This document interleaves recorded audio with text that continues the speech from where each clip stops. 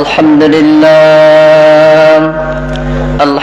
لله الذي علمنا القرآن والبيان ما لم نعلم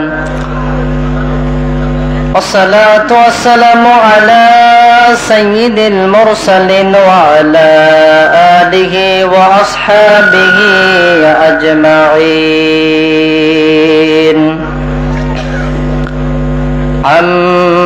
أما بعد فقد قال الله تعالى في كلامه المجيد وفي فرقانه الحميد.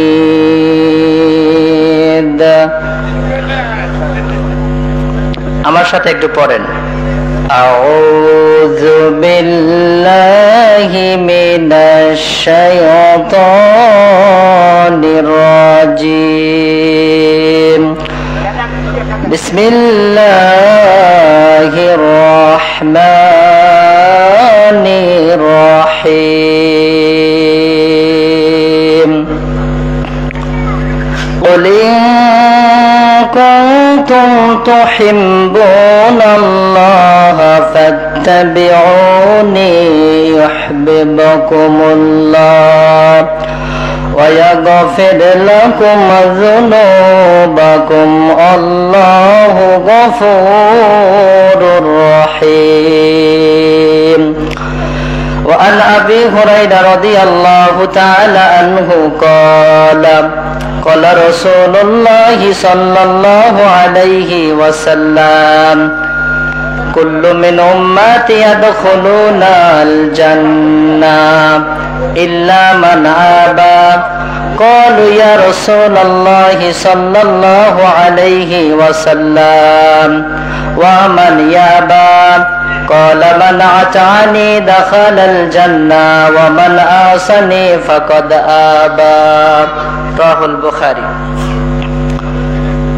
সূচনা লগ্নে মাথা অবনত চিত্তে কালিমাতুশ শুকর আদায় করছি নিখিল জাহানের অধিপতি আল্লাহ সুবহানাহু ওয়া তাআলার প্রতি, যে মহান মনিব আল্লাহ রব্বুল আলামিন আপনাকে আমাকে শারীরিক মানসিক উভয় প্রকার সুস্থতা দান করে আজকের এই ওয়াজ ও দোয়ার মাহফিলে আসার বসার পূর্ণ সুযোগ দান করেছেন। সে আল্লাহর দরবারে শুকরিয়া বলি আলহামদুলিল্লাহ। দরুদ ও সালাম বর্ষিত হোক রাসূলের উপর, অন্তরের অন্তরস্থল থেকে সংক্ষিপ্ত আকারে বলি সাল্লাল্লাহু আলাইহি ওয়াসাল্লাম। আপনারা সবাই কেমন আছেন? আপনারা এই মাহফিলে আসতে পেরে খুশি না বেজার? অল্প না বেশি? মনে হচ্ছে আপনাদের মন খুব ভেঙে গেছে। কোরআনের আলোচনা শোনার পর যদি বেরেক হয়, আসলে সবারই মন ভেঙে যায়। This is the power of holy Quran. এটাই কোরআনের সবচেয়ে বড় শক্তি। আলোচনা স্টার্ট হবে, যদি মাঝখানে বেরেক হয়ে যায় মানুষের মন ভেঙে যায়। এজন্য আমরা কোরআন থেকে যখন আলোচনা শুনবো তখন শুনবই, অনেকের মনে অনেক প্রশ্ন বাধা দেয়, আগে যা শুনলাম এখন তা পাবো কিনা। আসলে একজনের কাছে সবকিছু শোনার মতন সময় থাকে না। যদি সময় থাকতো তাহলে আপনারা শিখতে পারতেন। বর্তমান যে মাসটা চলমানের নাম কি বলেন তো? রবিউল আউয়াল মাস মানে জানেন? রবিউল আউয়াল মাস মানে আমাদেরকে বোঝানো হয় সিরাতের মাস। রবিউল আউয়াল মানে আমাদেরকে বোঝানো হয় নবীজির জন্মের মাস, ঠিক না? এই জন্য আমিও আপনাদের সামনে এমন একটি বিষয় সিলেক্ট করে আসছি যাতে আপনাদের হৃদয়ের কথাগুলো ওর মধ্যে থেকে বের হয়ে যায়। আমার আলোচনার বিষয় হলো topic of the matter or subject of the matter is following the Prophet Muhammad sallallahu alayhi wasallam is our personal life. আমাদের ব্যক্তিগত জীবনে আমরা রাসূলকে কেমন করে অনুসরণ করব এটা জানার দরকার আছে না নাই? আপনি কি মনে করেন আপনি যেমন ইচ্ছা তেমন করে চলবেন এর বিনিময়ে জান্নাত পাবেন? আপনার জান্নাত যাওয়া আর না যাওয়া, আপনার জাহান্নামে যাওয়া আর না যাওয়া উভয়টা ডিপেন্ড করে ইত্তিবাউর সুন্নাহ তথা মুহাম্মদ সাল্লাল্লাহু আলাইহি ওয়াসাল্লামের অনুসরণ করা, ঠিক কি না? আল্লাহ রাব্বুল আলামিন পবিত্র কোরআনুল কারীমের মধ্যে 4 নম্বর পারার 4 নম্বর সূরা সূরা আন-নিসার 13 নম্বর আয়াতের মধ্যে আল্লাহ ঘোষণা দেন, ওয়া মাইয়ুতিল্লাহা ওয়া রাসূলাহু ইয়াদখিলুনা জান্নাত। আল্লাহ বলেন যারা আল্লাহকে মেনে চলবে আর যারা নবীকে মেনে চলবে তাদের জন্য আমি আল্লাহ এমন এক জান্নাত বানিয়ে রাখছি যেই জান্নাতের নিচ দিয়ে ঝর্ণা ধারা প্রবাহিত থাকবে। সুবহানাল্লাহ পড়ে। আল্লাহ রাব্বুল আলামিন বলেন শুধু ঝর্ণা ধারা বিশিষ্ট জান্নাত মানুষ পাবে না, খালিদিনা ফিহা, এমন এক জান্নাত পাবে যেই জান্নাতে মানুষ ঢুকবে কিন্তু কোনোদিন আর বের হবে না। সুবহানাল্লাহ বলেন। এমন জান্নাত চান কি চান না? শুধু এতটুকুই নয়, আপনি যদি রাসূলকে না মানেন, নিজের ইচ্ছা মতন চলা শুরু করে দেন, আর যদি মনে করেন this is my personal life, এটাই আমার জীবন, আমি যেমন ইচ্ছা তেমন করব আর বিনিময়ে জান্নাত পাবো, হবে? আল্লাহ রাব্বুল আলামিন 14 নম্বর আয়াতের মধ্যে বলেন, ওয়ামাইয়ুসিল্লাহা ওয়া রাসূলাহু, যেই ব্যক্তি আল্লাহরে মানবে না, আল্লাহর রাসূলকে মানবে না, ওই ব্যক্তির জন্য সোজা জাহান্নাম। নাউজুবিল্লাহ পড়েন। তাহলে জান্নাত যাওয়া আর জাহান্নাম যাওয়া ডিপেন্ড করে একজনকে মানার উপর, তার নাম মুহাম্মদ সাল্লাল্লাহু আলাইহি সাল্লাম। আপনি ওয়াজ কি বুঝলেন আর কি না বুঝলেন তাতে যায় আসে না। This is the main topic of our life. এটাই আমাদের জীবনের প্রধান আলোচনার বিষয়। আপনি সারাদিন কত কণ্ঠ শুনলেন আর না শুনলেন, that is not matter of our life. এটা আমাদের জীবনে যায় আসে না। আপনি কতটুকু মানতে পারছেন আর কতটুকু ছাড়তে পারছেন, this is the main matter of Islam. এটাই ইসলামের মূল বিষয়। চিল্লায় বলেন ঠিক কিনা? সম্মানিত উপস্থিতি, এজন্য সবকিছু দেওয়ানা হয়ে শুনলে হবে না। আমাদের পার্সোনালিটি এমন হয়ে গেছে, আমরা সব সময় ভয়েসকে খুব লাইক করি। অনেক সুন্দর কণ্ঠ আসছে, দিস ইজ ভেরি ফাইন, এটা খুব ভালো। যখন ভয়েস নেই, দ্যাট ইজ ব্যাড, এটা খুব খারাপ। ইসলামের কণ্ঠের উপর কোন জিনিস ডিপেন্ড করে না। ইসলাম ডিপেন্ড করে only one thing, that is holy Quran. Second Al Hadith. প্রথমটা হলো কোরআন, দ্বিতীয়টা হলো হাদিস। চিল্লায় বলেন ঠিক কিনা?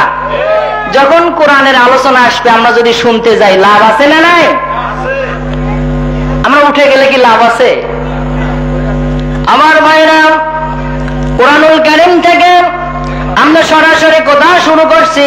মুহাম্মদুর রাসূলুল্লাহ সাল্লাল্লাহু আলাইহি ওয়াসাল্লাম জানিয়ে দিলেন, দুনিয়ার উম্মতেরা শোনো, যদি তোমরা আমার কথা মেনে চলতে পারো, আমার অনুসরণ করতে পারো, চিন্তা করবা না, তোমাদের জন্য সোজা জান্নাতের গ্যারান্টি। সুবহানাল্লাহ বলেন। আমার কথা নয়, সহিহ বুখারী খুলবেন, 96 নম্বর অধ্যায় 7280 নম্বর হাদিস। আবু হুরায়রা রাদিয়াল্লাহু তাআলা আনহু বলেন, আল্লাহর নবী সাল্লাল্লাহু আলাইহি ওয়াসাল্লাম বললেন, কুল্লু মিন উম্মতি ইয়াদখুলুনাল জান্নাহ, আমার যত উম্মত হবে সব উম্মত গুলোকে আল্লাহ জান্নাতে দিয়ে দেবেন। সুবহানাল্লাহ বলেন। আপনি আমি কোথায় যাব বলেন তো? আল্লাহর নবী সাল্লাল্লাহু আলাইহি ওয়াসাল্লাম এরপর বলেন, ইল্লা মান আবা, তবে যেই ব্যক্তি আমারে অস্বীকার করলো সেই ব্যক্তি জান্নাতে যাবে না। এই কথা শোনার পর সাহাবীরা বললেন, ইয়া রাসূলুল্লাহ কিলা মান ইয়াবা, আল্লাহ নবী বলেন আপনাকে কে এমন আছে মানে না? আমাদের নবীর নাম কি বলেন তো? মুহাম্মদ। আমরা নবীরে ভালোবাসি নাকি বাসি না? নবীরে হৃদয় দিয়ে পছন্দ করি নাকি করি না? নবীর জন্য সবকিছু করতে রাজি আছি নাকি নাই? সবকিছু আমাদের ঠিক আছে। সাহাবাগণ বলেন, আল্লাহ রাসূল বলেন কি আপনাকে এমন কে আছে মানে না? বিশ্বনবী তখন বলেন, ও সাহাবীরা শুনে নাও, মান আতানি দাখালাল জান্নাহ, আমি নবী যেমন করি এমনটা যারা করতে রাজি তারাই হলো জান্নাতবাসী। সুবহানাল্লাহ। আর আমি নবী যেমনটা করি না এমনটা যারা করার জন্য রেডি হয় তারা হলো জাহান্নামবাসী। নাউজুবিল্লাহ পড়ে।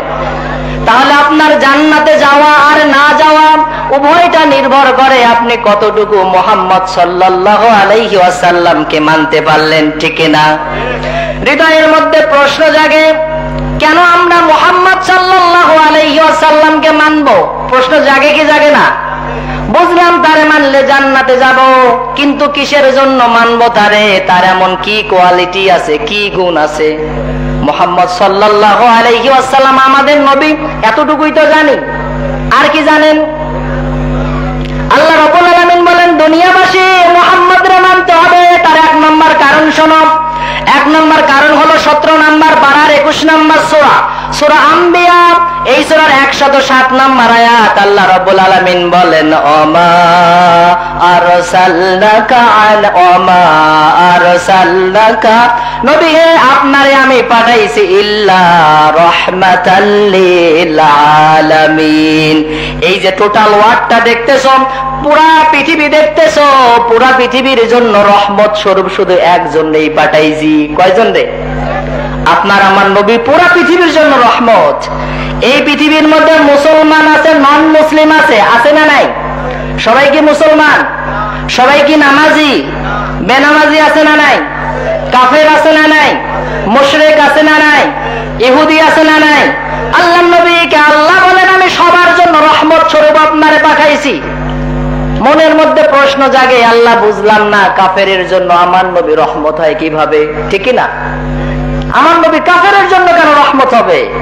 এর উত্তর দিয়েছেন মা আয়েশা রাদিয়াল্লাহু তাআলা আনহা।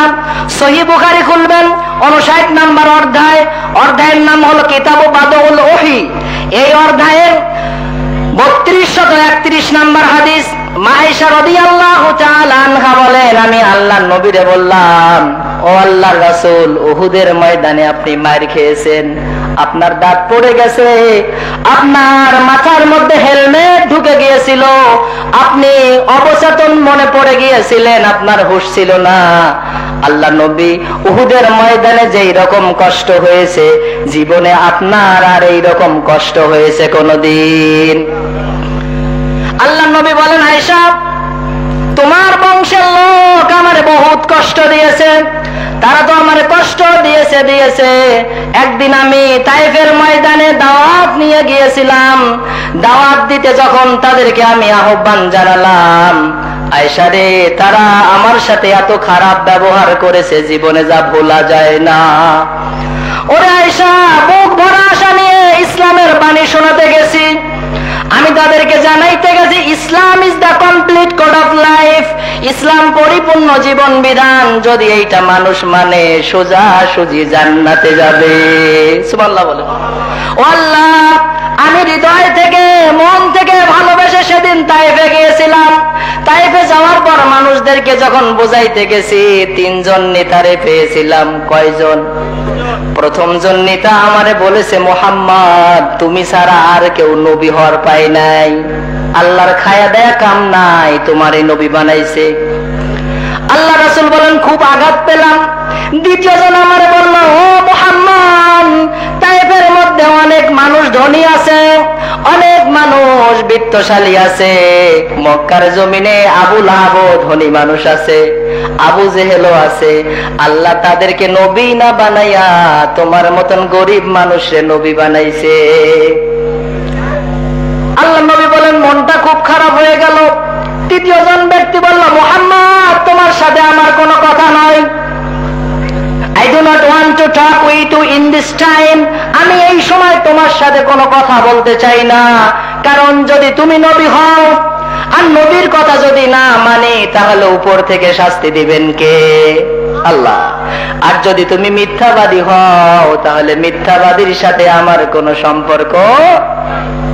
আল্লাহর নবী বলেন, এতটুকু কথা বলে যদি ছাড় দিত তা হতো, লোকেরা আমারে ঘাড় ধরে বের করে দিল, আর এলাকার যুবক ছেলেদের পিছনে লেলিয়ে দিল, তারা আমারে ছোট ছোট নুড়ি পাথর, বড় পাথর যেই ভাবে পারে এত জোরে ঢিল দিল যে আমার শরীরের যেই জায়গায় লাগতো সেই জায়গায় রক্ত বের হয়ে যেত। ও আয়েশা, এত বেশি মার খেলাম, উপর দিকে পড়ে গেলাম। তারা আমার আবার দাঁড় করিয়ে দিয়ে বলল, মুহাম্মদ চলো। আমি হাঁটতে মারতে লাগলাম, তারা একের পর এক পাথর মারতে লাগলো।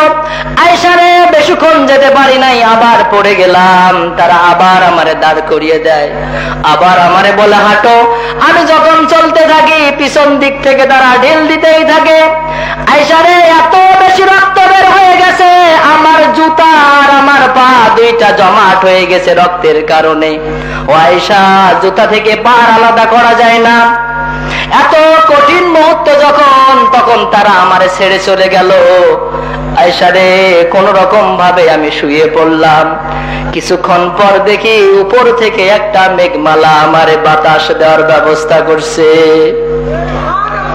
ও আয়েশা, ভালো করে তাকাই দেখলাম একটা মেঘ আমার ছায়া দিচ্ছে। আমি ভালো করে আবার নজর করলাম, নজর করে দেখলাম মেঘের উপরে একজনকে দেখা যায়। মোটামুটি চোখের চেহারা যখন থির করলাম, দেখাই দেখলাম অন্য কেউ নয়, তিনি হলেন জিবরাইল আলাইহিস সালাম। সুবহানাল্লাহ বলেন। জিবরাইল এসে বলেন, ইয়া রাসূলুল্লাহ, আপনার সাথে তায়েফবাসী যা করলো সব দেখেছেন কে?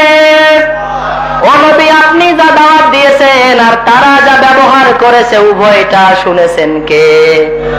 নবী গো, আপনি চিন্তা করিয়েন না, আপনার এই ব্যথায় আল্লাহ সপ্তম আসমানের উপর থেকে ব্যথিত। ও নবী, আপনার সহযোগিতার জন্য আল্লাহ স্পেশালি ফোর্স হিসাবে 2 জন ফেরেশতাকে পাঠিয়ে দিয়েছেন। কয়জন? নবী, এই সেই 2 জন ফেরেশতা কথা বলেন। আল্লাহ নবী বলেন, আমি যখন এই কথা শুনলাম তৎক্ষণাৎ দেখলাম সামনের মধ্যে 2 জন ফেরেশতা দাঁড়ানো। তারা আমারে বলে, আসসালামু আলাইকা ইয়া রাসূলুল্লাহ। ও আল্লাহর নবী, আপনার প্রতি শান্তি বর্ষিত হোক। আমরা 2 জন 2 পাহাড়ের দায়িত্বে আছি ফেরেশতা। নবীজি, আপনি শুধু অর্ডার দিতে বাকি, আল্লাহ দেখেছেন, আমরাও সাক্ষী আছি। নবীজি, আপনার রক্তের দাগে কোনো শুকায় নাই, আমরা ফেরেশতারাও দেখেছি, জিবরাইলও দেখেছে, আল্লাহ সব জানে। আপনি শুধু একবার পারমিশন দেন, 2 দিক থেকে 2টা পাহাড় আনবো, মাঝখানে রাখবো এই তায়েফবাসীকে, এমন ভাবে চাপ দেব ধুলি ছাড়া আর কিছু চিনা যাবে না। বিশ্বনবী বলেন, ও ফেরেশতারা, আমি এমনটা চাই না। আমি নবী মনে করি আমি সঠিক ইসলাম বুঝেছি, তারা বোঝে নাই। আমি আশা করি শীঘ্রই তাদের মধ্যে এমন বংশধর আসবে, তারা আসার পর শুধুমাত্র কেবলমাত্র মানবে আমার আল্লাহকে। সুবহানাল্লাহ বলেন। এই আশায় আমি তাদেরকে মাফ করে দিলাম। এটা ছিল নবীর চরিত্র। এটা কার চরিত্র? রাসূল কোনদিন প্রতিশোধ নেন নাই, তিনি সব সময় চেঞ্জ করতে আসতেন। তিনি বলতেন, I want to change in this society any one time. আমি মুহাম্মদ যদি বেঁচে থাকি যে কোনো সময় যে কোনো পরিবেশকে পরিবর্তন করার জন্য I am only one enough, আমি একজনই যথেষ্ট। সুবহানাল্লাহ বলেন। বিশ্বনবী কোনদিন প্রতিশোধ নেন নাই, তিনি শুধু পরিবর্তন করতেন। আমরা আজকে প্রতিশোধ পরায়ণ বক্তব্য দেই, প্রতিশোধ নেওয়ার দরকার আছে? কার প্রতিশোধ নেবেন? আপনার ভাইয়ের কারো প্রতিশোধ নিয়ে লাভ আছে? পরিবর্তন করান।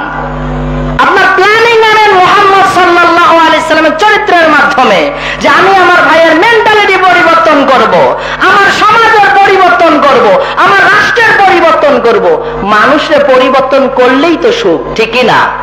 মানুষই যদি না থাকে, ধরো মারো শেষ করে দাও, that is not fine in this Islam. এটা ইসলামে ভালো দেখায় না। ইসলামে ভালো হলো আপনি সবার কাছে পরিবর্তনের দাওয়াত নিয়ে আসেন। আমার ভাইরা, এই ছিল বিশ্বনবীর কাফেরদের প্রতি দয়া। মুহাম্মদুর রাসূলুল্লাহ সাল্লাল্লাহু আলাইহি ওয়াসাল্লাম মুসলমানদের জন্য কম দয়া আছে নাকি? মুসলমানদের জন্য আল্লাহর নবীর দয়ারও শেষ নাই। আল্লাহর কোরআনের বাণী আর হাদিসের বাণী যদি এক জায়গায় করি, আপনি আশ্চর্য হবেন, জীবনে এমন বাক্য কোনদিন শোনেন নাই। একটা বাক্য শোনাই, সহিহ মুসলিম খুলবেন, 2 নম্বর অধ্যায় কিতাবুত তাহারাত। এই অধ্যায়ের মধ্যে হাদিস পাবেন 472 নম্বর হাদিস। আল্লাহ নবী সাল্লাল্লাহু আলাইহি ওয়াসাল্লাম একদিন কবরের মধ্যে গেলেন, যাওয়ার পর বলছেন, আসসালামু আলাইকুম।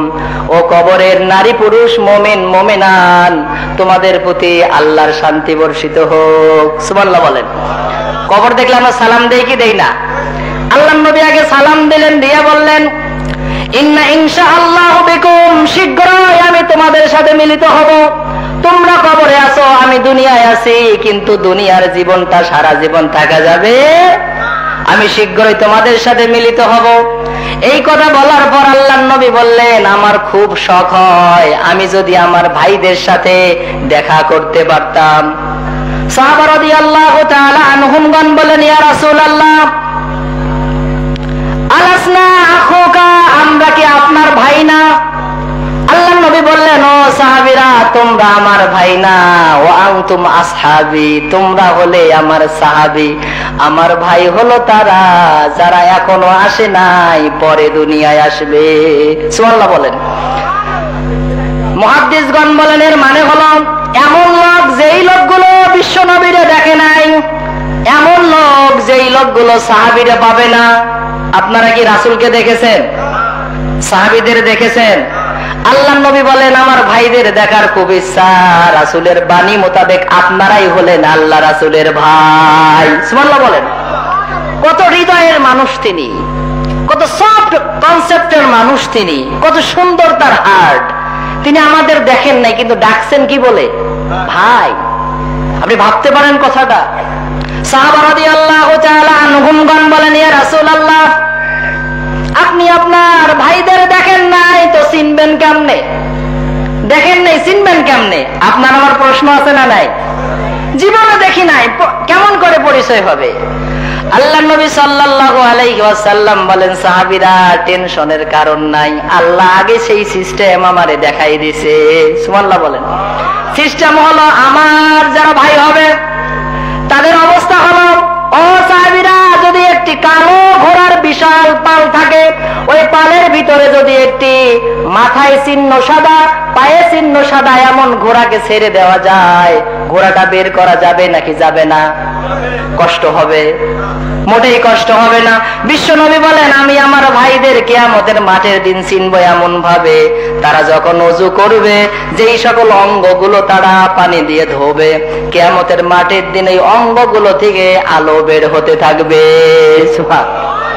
আর আমি তখন দেখে বলবো, দিস ইজ মাই ব্রাদার, এটাই আমার সেই ভাই যার দেখার আমার খুব শখ ছিল। ওই যে ওযু করেছে, হাত পা গুলো জল জল জল জল করতেছে। জোরে বলেন সুবহানাল্লাহ। তাহলে আপনি ওয়াজ শুনে করলেন কি, যদি নামাজই না পড়েন কিছু লাভ আছে? খুব জোশে শুনলাম, আহা, মনটা খারাপ হয়ে গেল। বাট I do not মুসল্লি in this society, এই সমাজে আমি বেনামাজি, নামাজই পড়ি না। এই ওয়াজ শুনে লাভটা কি?